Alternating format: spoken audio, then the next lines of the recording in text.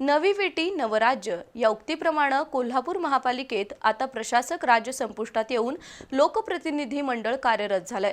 नव्या लोकप्रतिनिधींकडून कोल्हापुरात अतिक्रमण निर्मूलन मोहीम सुरू झाली आहे। सध्या सरसकट अतिक्रमण हटवण्याची मोहीम सुरू आहे, पण त्याच वेळी सर्वोच्च न्यायालयाने फेरीवाल्यांसाठी दिलेल्या एका आदेशाकडे मात्र महापालिका प्रशासनाचं दुर्लक्ष आहे, असा आरोप फेरीवाला संघटनेच्या नेत्यांनी केला आहे। गेल्या महिन्यापासून कोल्हापूर महापालिकेकडून अतिक्रमण हटाव मोहीम सुरू झाली आहे।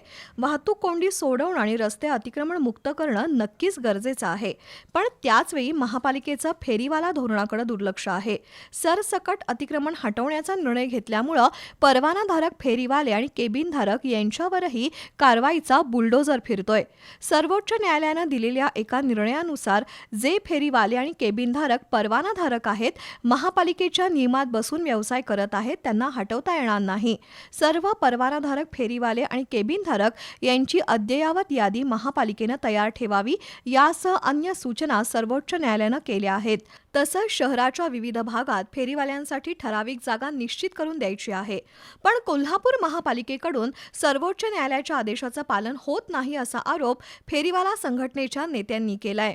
परंतु जे अधिकृत फेरीवाले आहेत, ज्यांचा सर्वेमध्ये नाव आहे, ज्यांच्याकडे बायोमेट्रिक कार्ड आहे, अशा फेरीवाल्यांना हटवणं हे चुकीचं आहे। कारण त्यांची रोजीरोटी त्या गाडीवर किंवा त्या व्यवसायावर अवलंबून असते। त्या एका गाडीवर किमान 5 ते 7 लोकांचं कुटुंब त्या ठिकाणी उदरनिर्वाह स्वतःचा करत असतो। नगरसेवकांच्या प्रभाग समितीनं सुद्धा आपापल्या भागात फेरीवाले आणि केबिनधारक यांचा सर्वे करायचा आहे। त्यातून जे बेकायदेशीर दुकानदार आहेत त्यांना हटवण्याबद्दल कोणाचंही दुमत नाही, पण सरसकट अतिक्रमण निर्मूलन मोहिमेमुळे परवानाधारक फेरीवाले आणि केबिनधारक सुद्धा बेरोजगार होत आहेत, असा आक्षेप कॉम्रेड रघुनाथ कांबळे यांनी नोंदवला। एकीकडे फेरीवाल्यांना विशिष्ट जागा दिली तरी सर्व फेरीवाले त्या जागेवर जातीलच याची खात्री नसते।